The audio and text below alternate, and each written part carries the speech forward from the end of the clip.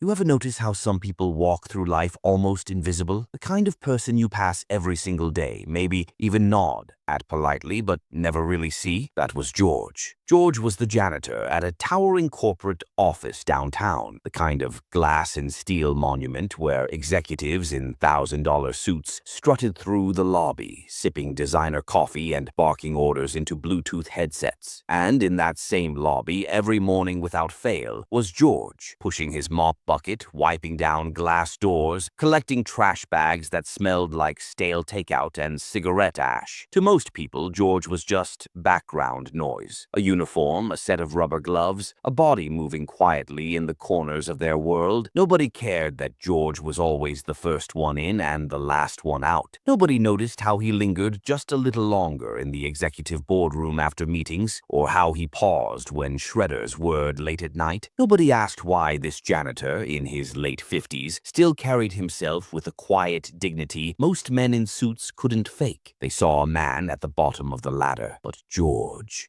was watching. And what those executives didn't know was that the man mopping their floors used to sit at the very same kind of mahogany tables they gathered around. Once upon a time, George wasn't a janitor. He was something else entirely. And in that building, behind the shiny walls and power lunches, a storm was brewing, one that would flip the balance of power upside down. Because George had a secret, and soon everyone was going to find out. The office George worked in wasn't just any company. It was a financial consultancy firm. Big money, big clients, big egos, the kind of place where the executives thought they were untouchable. George had seen it all from behind his mop. Every Monday morning, the executives strutted into the boardroom like kings gathering in their castle. Their conversations were loud, arrogant, and most of all, careless. They didn't bother lowering their voices because, in their eyes, George wasn't a person worth noticing. Can you believe the idiot client signed that contract? We're bleeding him dry. Don't worry, the regulators will never look here. We have friends in the right places.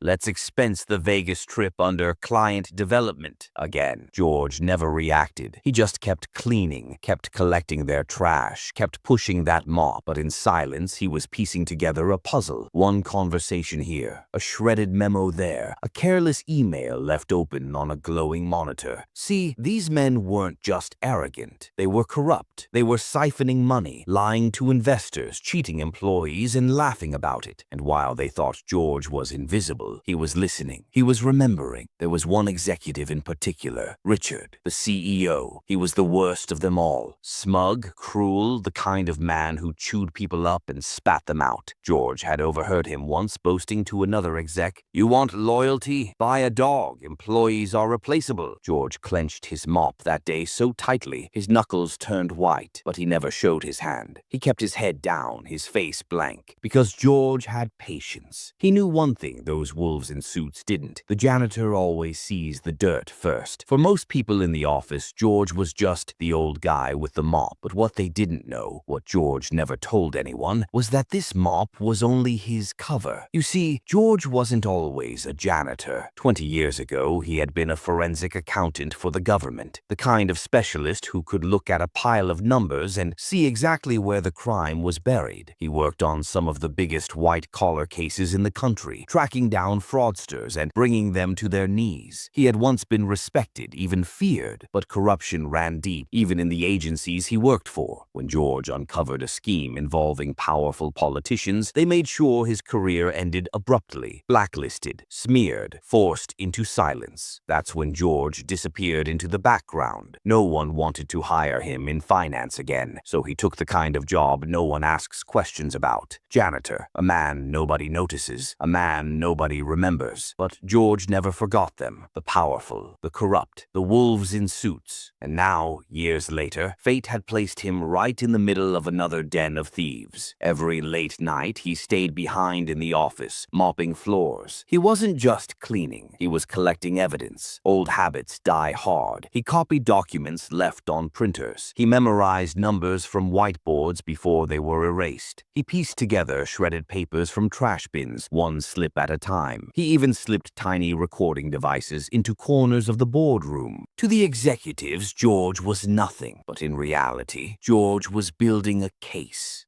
that could ruin them all. And unlike before, this time George wasn't interested in just justice. This time he wanted revenge. For weeks, George quietly collected evidence. His notebook was filling with numbers, connections, even names. He'd gotten so good at blending in that people forgot he was even in the room. Then came Friday night. The office was mostly empty except for a handful of executives. George was cleaning the glass walls when he overheard voices in the boardroom. At first, he didn't pay attention. It wasn't unusual for them to stay late, drinking scotch and bragging about their deals. But then one sentence cut through the air like a knife. If the layoffs go through, we pocket an extra $5 million in bonuses. Who cares about the staff? They'll find other jobs. George froze. Layoffs? He kept listening. Another voice laughed. Exactly. Those idiots think we're struggling. Let them panic while we drain the last of the pension fund. By the time anyone figures it out, we'll be long gone. George's chest tightened. He thought of the younger workers, kids just starting their careers, single mothers, older staff who couldn't afford to lose their pensions. They had trusted this company, and here these men were, treating them like disposable trash. It reminded him too much of his past, the same greed, the same arrogance. And suddenly George realized something. He wasn't just documenting corruption anymore. He wasn't just collecting evidence. He was about to declare war. That night, he stayed late after everyone left. He sat at one of the empty desks, pulled out his hidden notebook, and flipped through the pages. Every number,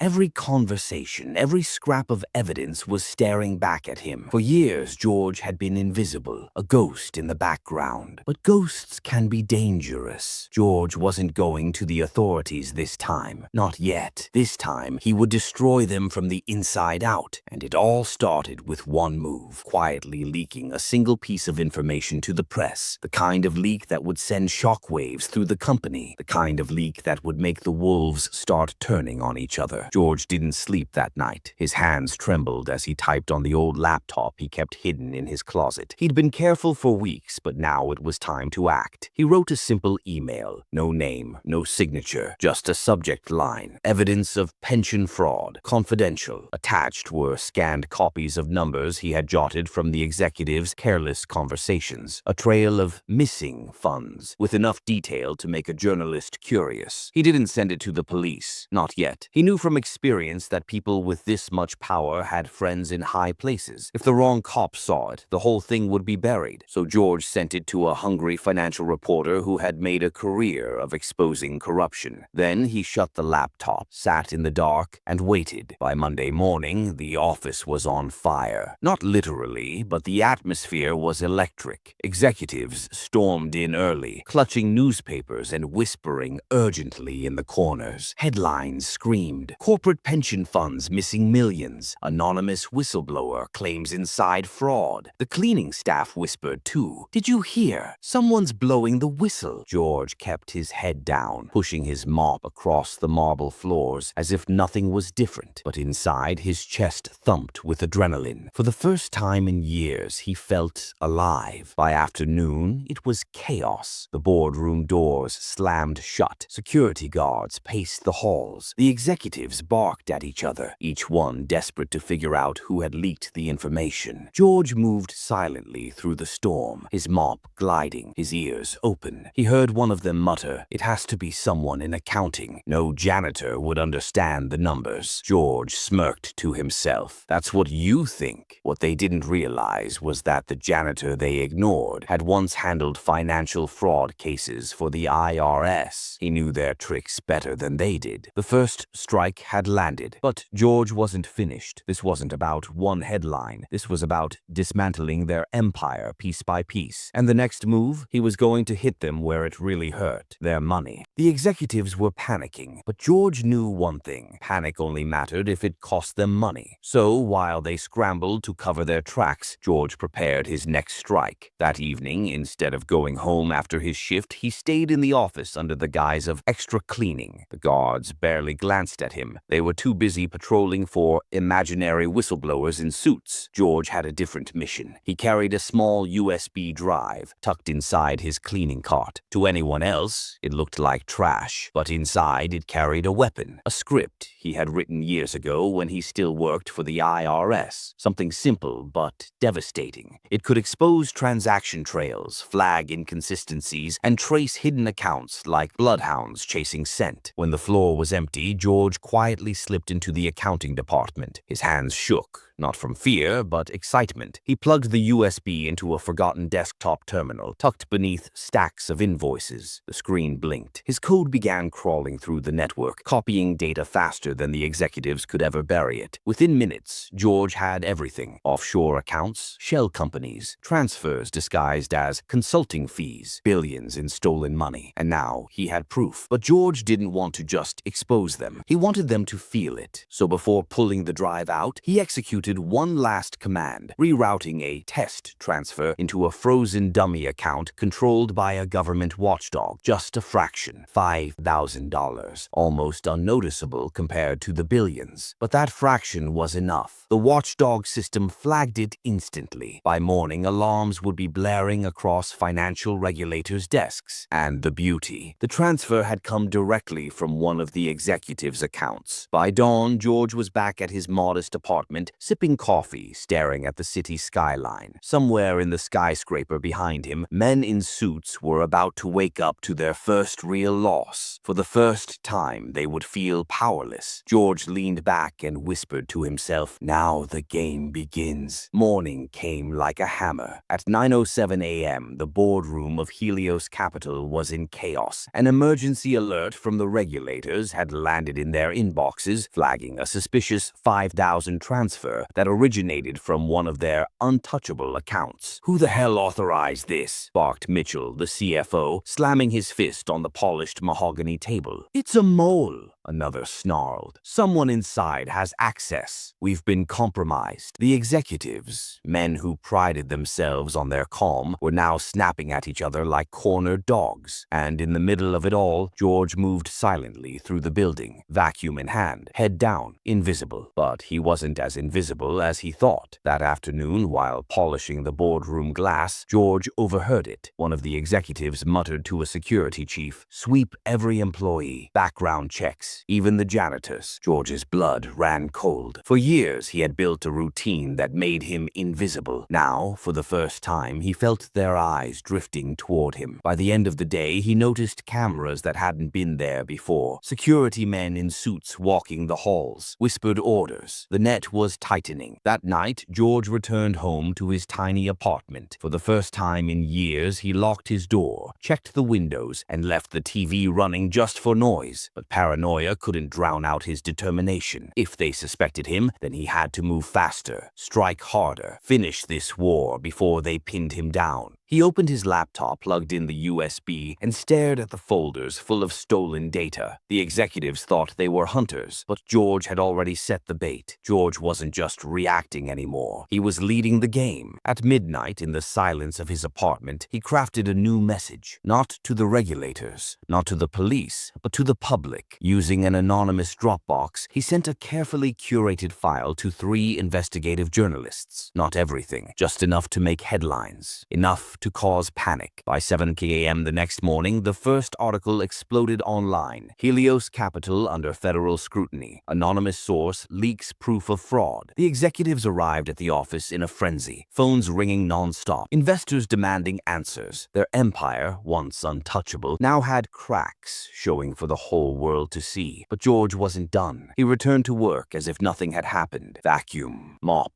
trash bins, his eyes downcast, his face blank. Yet every movement was calculated. Each time he wheeled his cleaning cart, he slipped another USB into a hidden port. Each time he emptied a bin, he smuggled out shredded documents the execs thought were destroyed. Still, the pressure was rising. By afternoon, Mitchell, the CFO, was red-faced and barking into his phone. George caught fragments as he polished the doorframe. "Find the leak. I don't care how. If we lose this company, we all all hang. And then the moment George had been waiting for. The CEO, a man named Carlyle, muttered under his breath to his head of security, "We should have buried this years ago. We should have buried him." George froze. They weren't just talking about a problem, they were talking about him. His cover was slipping. That night, when he left the building, he felt eyes on him. A black SUV idled across the street. His stomach twisted, but instead of running, George smirked, because this was exactly what he wanted. Let them suspect him. Let them circle closer.